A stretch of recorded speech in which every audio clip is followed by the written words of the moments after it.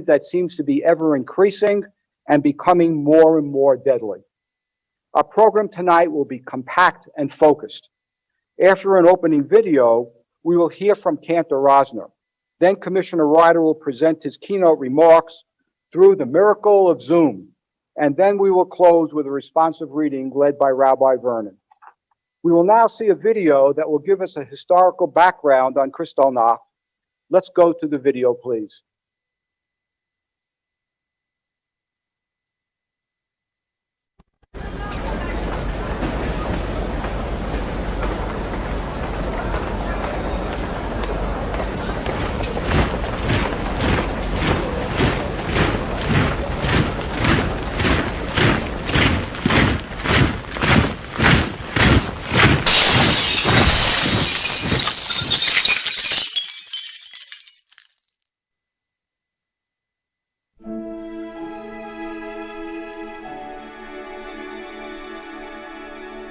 Kristallnacht, or the Night of Broken Glass, was the wave of violent anti-Jewish pogroms on November 9th and 10th of 1938. It took place throughout Germany, annexed Austria, and in areas of Czechoslovakia recently occupied by German troops. Kristallnacht owes its name to the shards of shattered glass from the windows of synagogues, homes, and Jewish-owned businesses that lined German streets in the wake of the pogrom. On November 7, 1938, Ernst von Rath, a German embassy official stationed in Paris, was assassinated by Herschel Grimspan, a 17-year-old Polish Jew living illegally in Paris. Grimspan revengefully shot the diplomat after witnessing the expulsion of not only his parents, but thousands of Jews of Polish citizenship living in the German Reich. Von Rath died on November 9, 1938. The same day, at a meeting of Nazi Party leadership, Propaganda Minister Joseph Goebbels, a chief instigator of the Kristallnacht pogroms, suggested that world Jewry had conspired to commit the assassination and ordered that any demonstration, while not organized by the Nazi Party, shall not be hampered. Newspapers reported otherwise. After Goebbels' speech, violence erupted in various parts of the Reich.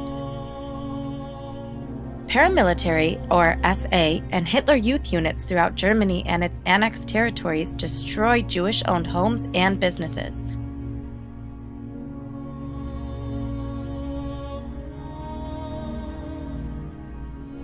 Jewish artifacts were confiscated, and many young, healthy Jewish men were arrested and filled local jails. The rioters destroyed 267 synagogues throughout Germany, Austria, and the Sudetenland. Many synagogues burned throughout the night in full view of public and of local firefighters who had received orders to intervene only to prevent flames from spreading to nearby buildings.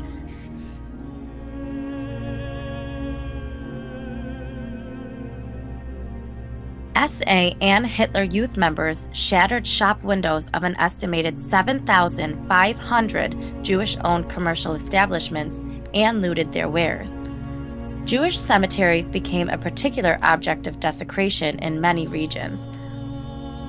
Mobs of SA men roamed the streets, attacking Jews in their houses and forcing Jews they encountered to perform acts of public humiliation. Kristallnacht claimed the lives of at least 91 Jews. As the pogrom spread, units of the SS and Gestapo, the secret state police, arrested up to 30,000 Jewish males and transferred most of them from local prisons to Dachau and Buchenwald, as well as other concentration camps.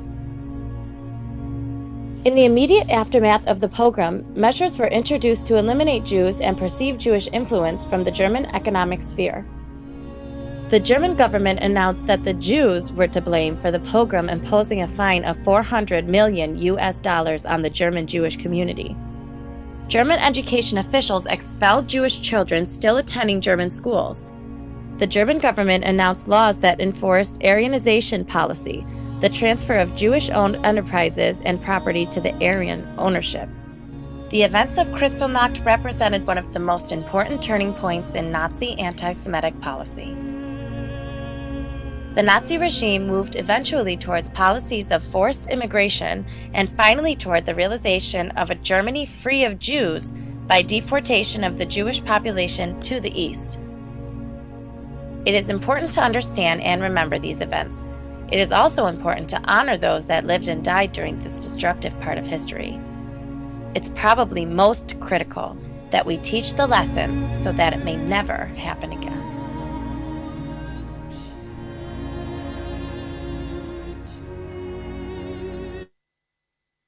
Our cantor, Cantor Rosner, will chant Ani Mamin, a song of unknown origin, but rooted in our principles of faith. Ani Mamin so appropriately focuses on our current reality, the reality of the day, with a hope for a better future. Cantor Rosner.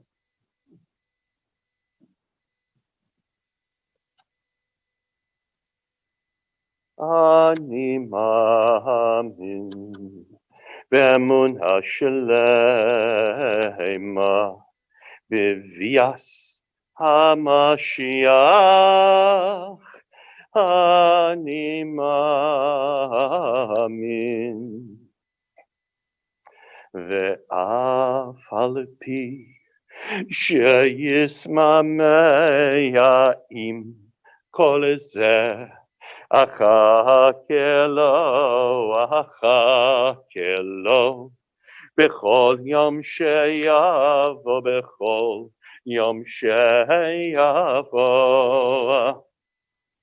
ואף על פי שישמע עם כל זה אחכה לו בכל יום שיבוא בכל יום שיבוא ואף על פי שישמע עם כל זה אחכה לו בכל יום שיבוא ואף על פי שישמע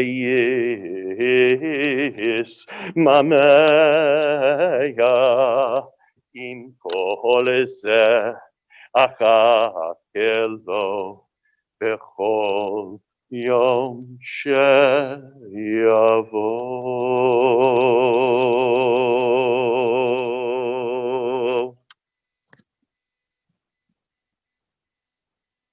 Thank you, Cantor. That was a more contemporary version than we're used to hearing. We really appreciate that. Thank you so much. This is probably a good time to say some thanks to the people that are responsible for putting tonight's program together. First, of course, to our clergy, Rabbi Vernon and Cantor Rosner, to our on-site team that you can't see on camera, Alan Shamoun, who's our director, and our COVID screener, Sheila Rosenberg. Some folks that helped get the word out, Ed Freeberg, Richie Seltzer, Rita Kakow, and the many, many people that helped us on the 2 rehearsals that we did. Thank you very much. I also want to give a special shout out to Senator Todd Kaminsky, who has reached out to support us in this program any way he can, and indeed he has called in and he is on the program tonight. And by the way, congratulations on your recent re-election. And now to the heart of our program. Our guest speaker, Commissioner of the Nassau County Police Department, Patrick Ryder. The Commissioner is a familiar friend to us, having addressed us in past at Yom HaShoah programs when we remember the Holocaust. He is a visible leader in Nassau County. He's a warrior, defending all the people. And he is a true warrior in combating all forms of hatred and hate-based crimes. Commissioner Ryder.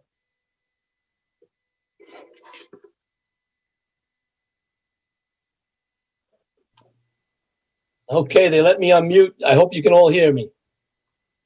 Shalom to everybody. And thank you for having me here tonight to speak with you all on this, the night after Kristallacht, the night of broken glass. When I was asked to speak, and I was sent a couple of videos to understand what happened in 1938, the events that started the Holocaust and where we are today. That video that just played, I took the moment to scroll through the photos of everybody on the Zoom, and you can see still today everybody's head shaking in that direction of, not still understanding why. And of course, that same and that also the anguish and the hate that would cause that to be what it is and causing the pain that's in all of you today.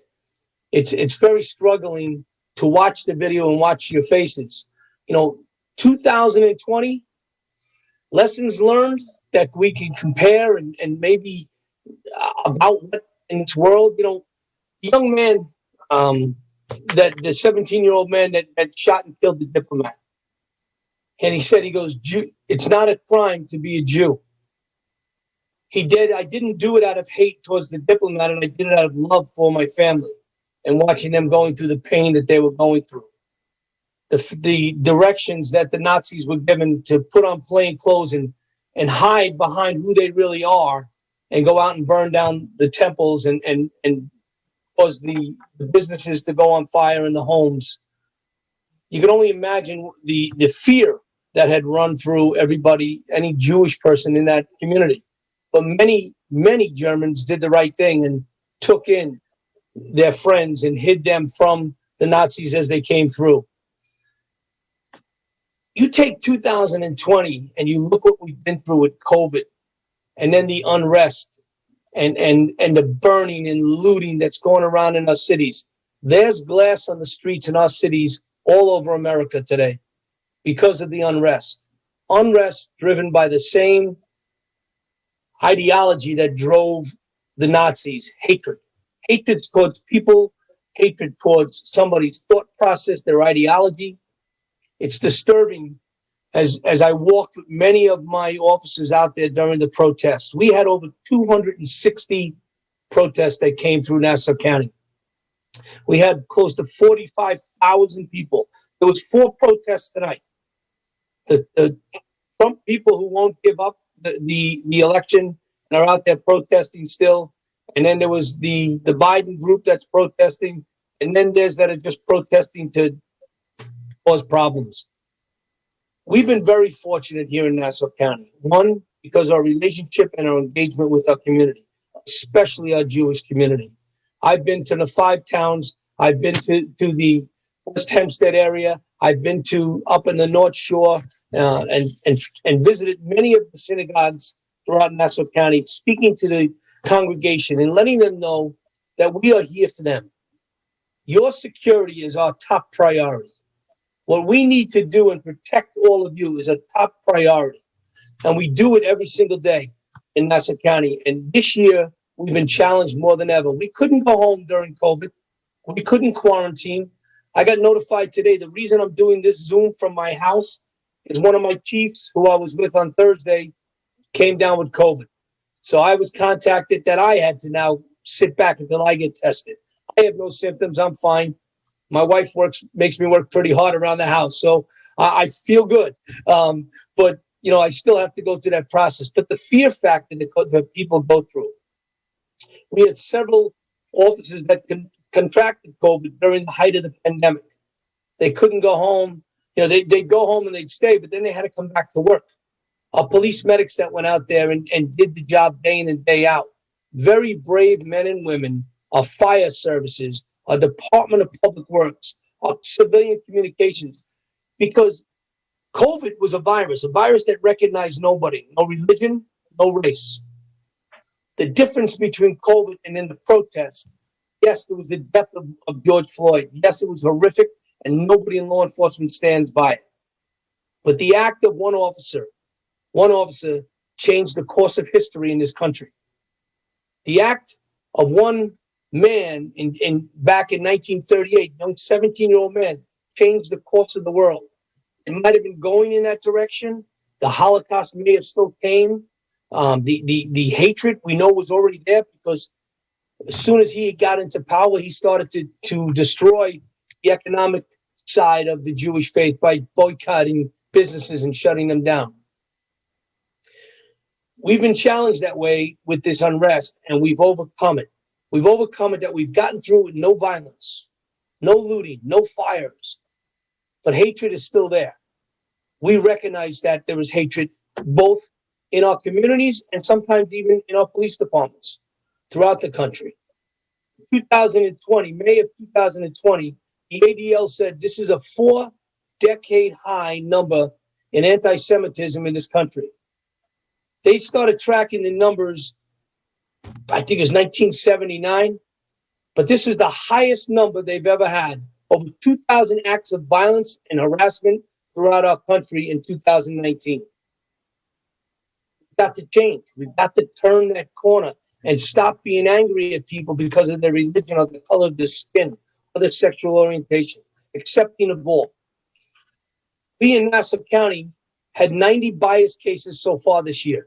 90. 20 of those were SWAT stickers that were painted around our county. The symbol of hatred, a hate crime here in Nassau County. We take every single crime, hate crime and bias crime, serious. We track it down with every bit of our investigative powers as we would a murder or a robbery. We put the same investment in there. This year, we've started a new process where we have like a dual responsibility. What used to be just an investigative side that would go through our chief of detectives, we've also structured a patrol side that will now go through every precinct as a bias coordinator. That bias coordinator will answer through channels to the chief of department, the highest ranking uniformed member of the department. Not for the investigative side, that's going to be done by a detective division, but for the side of accountability and responsibility, to make sure that we hold our members responsible, to make sure that we run down every possible lead. He also takes those same complaints against our officers, and he looks at those that may have that implicit bias in them and may have that anger issue or hatred in them, the way they were brought up, or it's just something that's they've grown to in their bodies over years. We've invested both sides of the house now to make sure that we check on both our officers and our community, and we run down every single lead. We started a website, an email address, which I want you all to write down tonight. NCPD Alert, NCPD ALERT, NCPD Alert at pdcn.org, at pdcn.org. NCPD Alert at pdcn.org. You can email that group, and every week you will receive a briefing from us. A briefing that will tell you about events going on around the world, events that are something local, and what we offer up as suggestions and hints. It also engages you to let us know if you have a problem in your community. If you have something that you want to speak to us privately, we go offline or we'll reach out to you. It gives us the ability for us to communicate better with it. This does not override the 9/11 system. If you have an emergency or a crime, you call 9/11. But the NCPD alert system is meant for all of you to have engagement with us. Everything that's come down from the state since the death of George Floyd is about police reform. In that same police reform, it's not just against African American or Hispanic. It's against Catholics, Jews, and Muslims too. It's against those that are gay, straight, lesbian. We're there for all the people here in Nassau County, and we're here to protect all of you. By engaging us with that alert, we can engage back and give you some critical information that will help you. The last thing I wanted to tell you about is that one group that concerns us. It's called the Patriot Front. The Patriot Front is a white supremacist type agenda that they have. They live on propaganda and literature. You'll see it in your neighborhoods. You'll get signs. Maybe it's a SWAT sticker or the KKK hung up in your neighborhood, or a sign of hate all Jews, something of that nature. That we've seen them around both Nassau and Suffolk County. They're a growing group of individuals. We've seen them during our protest here in Nassau County. We've seen them as they came, and when many of our protesters were acting calm and just voicing their First Amendment right, they were the antagonistic people in the back trying to poke the police department to engage. The cops are very disciplined, been very respectful, and they knew not to engage in a bad way, engage in a good way, see if we can interact with those groups to bring down the violence, to bring down the rhetoric. Nassau County Police Department takes all crime serious. We take our hate crimes very serious. And of course, anti-Semitism is not accepted anywhere in this county or anywhere in this country. We will spend, again, all of those resources to run down those leads. And I say it, and I've said it to you before. I want you to know, in my Brooklyn cop days, as we would say to each other, I got you. I got you. I got you. My cops got you. We're going to protect you, and we're going to keep you safe. These are the times in this country that we're being challenged. But if we come together, and as a community, as a police department, as officials from government that are on here today, all of us together can overcome anything that they throw at us. In 1938, when the night of the broken glass, it was a challenge against the Jewish faith. It was a challenge to try to destroy the Jewish religion. It didn't. It only strengthened it. It strengthened it because you overcame, you saw, and you came back. And in the United States, we respect that Nassau County has the largest Jewish population in the country. And we want to make sure that we protect all of you and keep you safe. Thank you for giving me this time to speak to you tonight.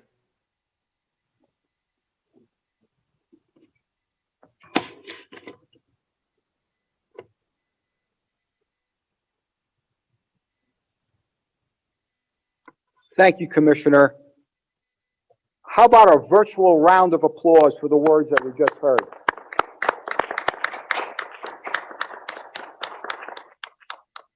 It's so reassuring, Commissioner, to hear your words, but also to put it in the framework of the ongoing relationship that you and the department has with all the communities, especially the Jewish community. So we really do appreciate that. We would like to express our appreciation with a token of our appreciation. And this is a yarmulke. I hope you could see it.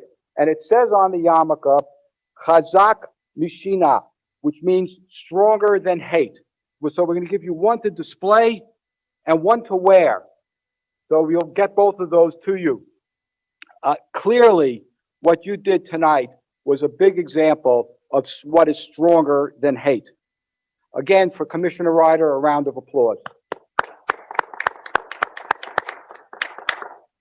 Rabbi Vernon will now lead us with a responsive reading. The words will be on your screens, and I encourage everyone to unmute yourself so you can be heard and hear everyone else that's saying this. God, I hope this works. This is going to be a first for us. I must tell you, however, that this reading was written by Norbert Friedman. Norbert, of blessed memory, was a member of this shul for decades, and he's a pioneer in Holocaust education and Holocaust awareness, both here in our synagogue and across the country. Rabbi Vernon, please. Oh, there we go.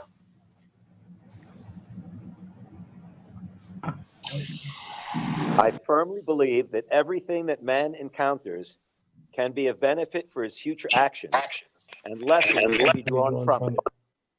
Tragedy was in vain.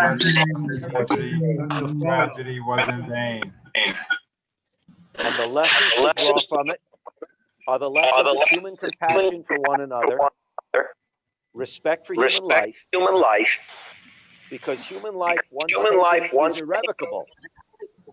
You cannot get it back. Teach people lessons of tolerance,